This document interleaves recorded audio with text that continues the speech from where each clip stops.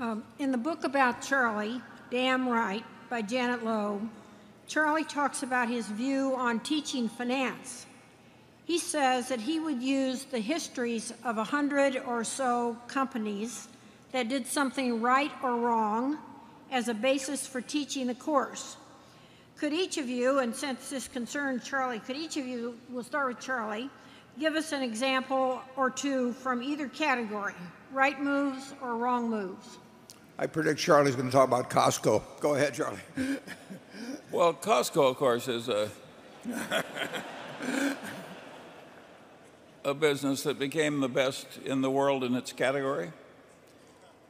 And it did it with an extreme meritocracy and an extreme ethical duty, self-imposed, to take all its cost advantages as fast as it could accumulate them and pass them on to the customers.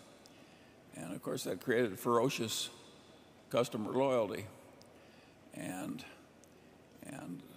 it's been a wonderful business to watch. And of course strange things happen when you do that and do that long enough. Costco has one store in Korea that will do over 400 million in sales this year. These are figures that can't exist in retailing, but of course they do. And so that's an example of somebody having the right managerial system, the right personnel selection system, the right ethics, the right diligence, and et cetera, et cetera. That is quite rare. And if once or twice in a lifetime you're associated with such a business, you're a very lucky person. And the more normal business is a business like, say, General Motors, which became the most successful business of its kind in the world and wiped out its common shareholders, last year? That is a very interesting story, and if I were teaching a business school, I would have value line type figures that took people through the entire history of General Motors, and I would try and relate the changes in the graph and in the data to what happened in the business. And to some extent, they faced a really difficult problem. Heavily unionized business combined with great success and very tough competitors who came up from Asia and elsewhere, and to some extent from Europe. And that is a real problem, which of course, to prevent wealth from killing you, your success turning into a disadvantage, is a big problem in business. And so there are all these wonderful lessons in those graphs.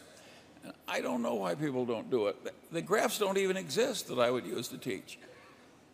I can't imagine anybody being dumb enough not to have the kind of graphs I yearn for.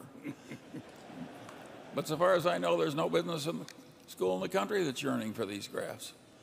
Partly the reason they don't want it is that if you taught a history of business this way, you'd be trampling on the territories of all the little professors and subdisciplines. You'd be stealing some of their best cases. And the bureaucracies, even academic bureaucracies, people protect their own turf. And of course, a lot of that happened in General Motors.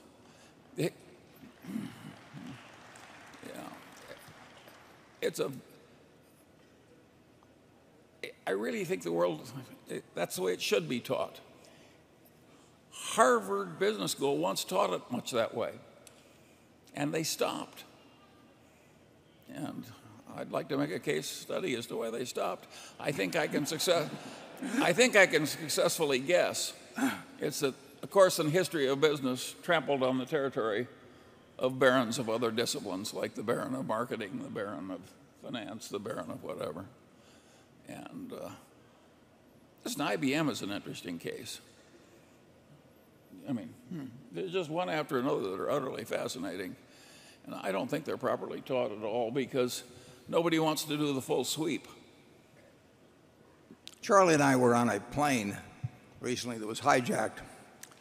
With what? It was hijacked. I'm telling about our experience on that hijacked plane when the hijackers picked us out as the two dirty capitalists that they really had to execute. But they were a little abashed about it. They didn't really have anything against us. So they said that each of us would be given one request before they shot us. And they turned to Charlie and they said, "What would you like as your request?" Charlie said, "I would like to give once more my speech on the virtues of Costco with illustrations." And the hijacker said, "Well, that sounds pretty reasonable to me." And he turned to me and said, "And what would you like, Mr. Buffett?" And I said, "Shoot me first." Yeah. Well, anyway. Okay, number 3. Yeah.